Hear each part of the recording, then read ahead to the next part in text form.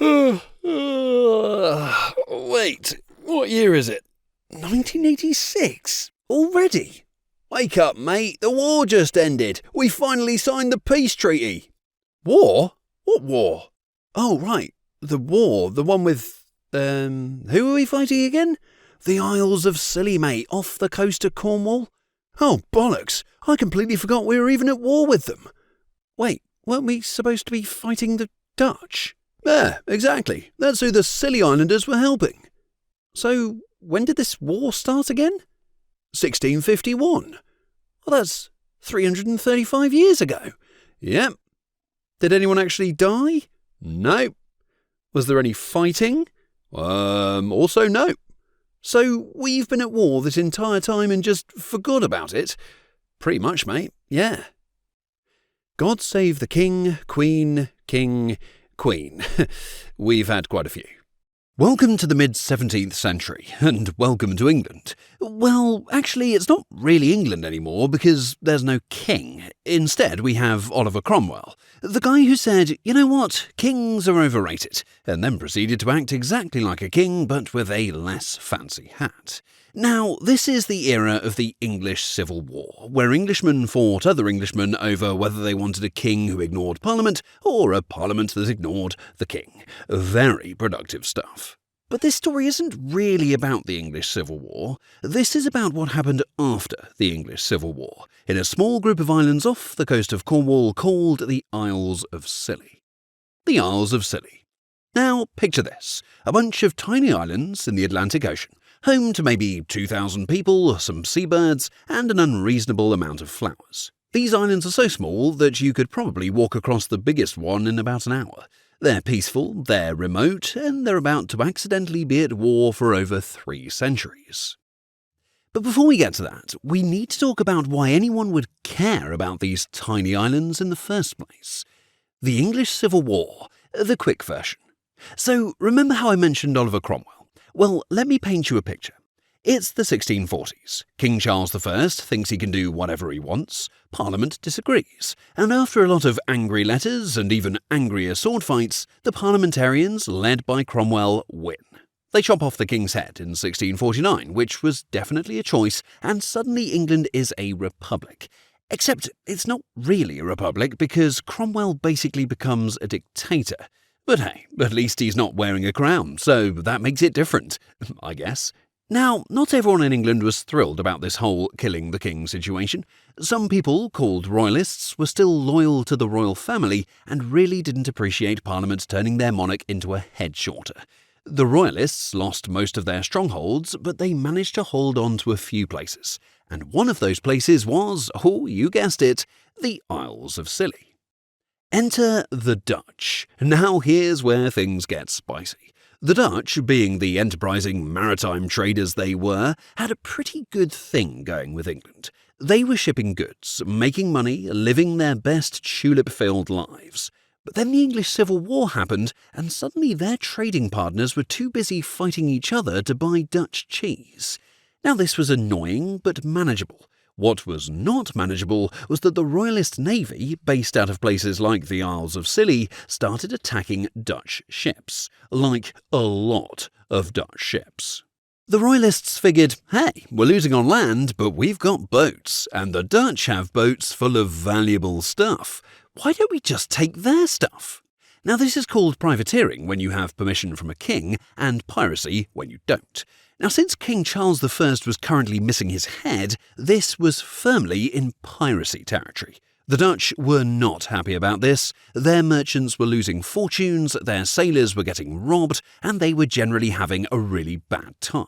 So, the Dutch went to the parliamentarians and said, hey, could you maybe tell your royalist friends to stop stealing our stuff? And Parliament was like, they're not our friends. We literally fought a war against them. But yeah, we're also annoyed with them, so go ahead and sort it out yourselves. The Dutch take action. Now in 1651, the Dutch Admiral Martin Tromp decided enough was enough. He sailed a fleet down to the Isles of Scilly and demanded the Royalists stop attacking Dutch ships. The Royalists, being stubborn and also probably a bit desperate, told him to get lost. So Admiral Tromp did what any reasonable 17th century naval commander would do. He declared war on the Isles of Scilly. Not England, not the Royalists in general, specifically the Isles of Scilly. And this was actually pretty smart because the Dutch didn't want to get dragged into the whole English Civil War mess. They just wanted their ships to stop getting robbed, so they declared war on just the tiny islands where the pirates were based. Admiral Tromp set up a blockade around the islands and waited for the Royalists to surrender. And they did. In 1651, the Parliamentarian forces captured the Isles of Scilly from the Royalists, the piracy stopped, and the Dutch were happy again. Admiral Tromp sailed home and had a nice cup of whatever the Dutch drink to celebrate, probably gin, and everyone moved on with their lives. Except there's one tiny problem. The oopsie. Nobody actually signed a peace treaty. The Dutch declared war, the problem got solved, and everyone just kind of forgot to officially end the war. And I mean, why would they think about it? The fighting stopped, trade resumed, everything was fine. Why bother with all that tedious paperwork? And this is kind of like when you have an argument with someone, you both stop being mad, but you never actually say, hey, we're cool now, right? You just assume you're cool and move on. Except in this case, the assumption lasted for 335 years. Life goes on while technically at war. So here's the thing about the Isles of Scilly and the Dutch being at war. Absolutely nothing happened because of it. The islands went back to their peaceful existence. People grew flowers, caught fish, watched seabirds, and lived their lives completely unaware they were technically in a state of war with the Netherlands. Meanwhile, the Dutch were busy being a global superpower, trading spices, painting masterpieces, and inventing capitalism. They had exactly zero thoughts about those tiny islands off Cornwall. Years turned into decades, decades turned into centuries. The war just sat there, dormant, like that email you've been meaning to respond to for 6 months, except this email lasted for 3 centuries. England got its monarchy back in 1660. Nobody thought about the war. The Dutch and English even fought actual wars against each other multiple times in the late 1600s. Nobody remembered the Scilly Islands War. The British Empire rose to dominate a quarter of the globe. The war continued not to matter. World War I happened, then World War II happened. Humanity invented planes, cars, nuclear weapons, and computers. The Isles of Scilly remained technically at war with the Netherlands the entire time. The discovery. Now fast forward to 1985. A historian named Roy Duncan was doing research on the Isles of Scilly. Just poking around in old documents, probably having a lovely time reading about flower exports and fishing rights, when he stumbled upon something interesting. He found records of the Dutch Declaration of War from 1651. And then he looked for the peace treaty, and looked, and looked, and it wasn't there, because it was never signed. Roy Duncan had just discovered that the Isles of Scilly had been at war with the Netherlands for 334 years and nobody had noticed. This is the historical equivalent of finding out you left the oven on in 1651. Now, you might think, okay, but surely this doesn't actually matter, right? It's just a technicality. And you'd be mostly right. But it's also hilarious, and someone decided this needed to be officially resolved. And that someone was Roy Duncan, who contacted the Dutch embassy and was like, hey, awkward question, but are you aware you've been at war with these tiny islands for over 3 centuries? And the Dutch were like, what? Making peace. Finally. The Dutch embassy thought this was absolutely hilarious. The islanders thought it was hilarious. Everyone thought it was hilarious because what else are you going to do when you discover a 334-year-old war that everyone forgot about? So they decided to officially end the war with a proper peace treaty and a whole ceremony, because if you're going to end the longest war in history, you might as well make it fun. On April the 17th, 1986, the Dutch ambassador Jonker Rein Heurekopper visited the Isles of Scilly to sign a peace treaty officially ending the war. There were no casualties to mourn, no territories to negotiate, no reparations to pay. Just a bunch of people signing a piece of paper to officially end a war that had effectively ended 335 years earlier. The chairman of the Isles of Scilly Council said, and I quote, "It must have been awful to know we've been at war for 335 years and never noticed it." The Dutch ambassador responded with something diplomatically appropriate, but was probably thinking, you people are delightful weirdos. They signed the peace treaty, everyone had a good laugh, probably some tea and biscuits were involved because, well, this is Britain, and just like that, the longest war in history officially ended. The aftermath. So, what happened after the war ended? Well, absolutely nothing changed because nothing was different in the first place. The Isles of Scilly continued to be a peaceful archipelago known for flowers and tourism. The Dutch continued to be Dutch. Relations between the two remained exactly as cordial as they had been for the previous 335 years when they were technically at war. The only real difference was that now they had the world record for the longest war in history, which is a pretty fun fact to put on tourism brochures. Hey, visit the Isles of Scilly. We hold the record for the longest war ever that nobody fought. The peace treaty signing became a fun bit of local history. There's now a memorial in St. Mary's, the main island, commemorating the peace treaty. Tourists come to take pictures with it. It's become a whole thing.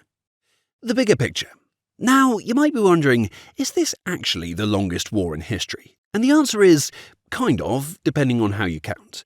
There have been longer ongoing conflicts if you count things like the Reconquista in Spain, which lasted almost 800 years, or various on and off wars between nations that spanned centuries.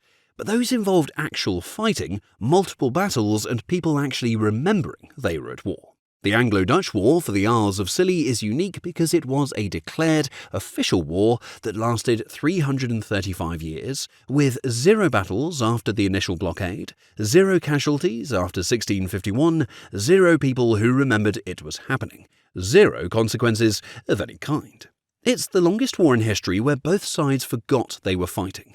It's like that time you and your friends stopped talking after an argument, and then 20 years later you run into each other at a wedding and realise neither of you can remember what you were even mad about. Except this was an entire nation and a group of islands, and instead of 20 years, it was over 3 centuries. Lessons learned?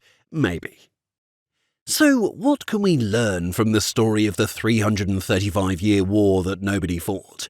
Well, first, always sign your peace treaties. Paperwork matters, people. This is why bureaucracy exists. Someone needs to keep track of things. Second, the vast majority of history is just people forgetting to do important administrative tasks and then dealing with the hilarious consequences centuries later.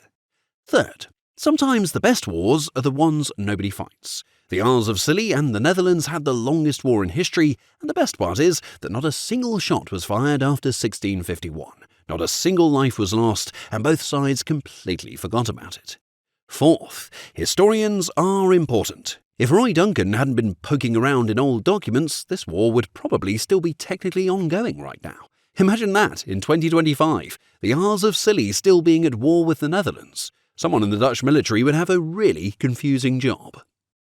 And so ends the tale of the longest war in history. A war declared in anger, forgotten in peace, and ended with laughter 335 years later. It's a reminder that sometimes the most interesting parts of history aren't the dramatic battles or the grand conflicts, but the weird little footnotes that people stumble upon centuries later. It's also proof that humanity's greatest weapon isn't cannons or ships or armies, but our absolutely stunning ability to forget important things for absurdly long periods of time. The Isles of Scilly and the Netherlands, at war for 335 years, 1 month and 13 days. Total casualties, 0. Total battles, 0 after the initial blockade. Total people who remembered it was happening, also 0. Until 1985, when everyone realised they'd been technically at war this whole time and decided to do something about it. So, the next time you think you've procrastinated on something for too long, just remember, it took 335 years for anyone to notice an entire war was still officially happening. You're doing just fine.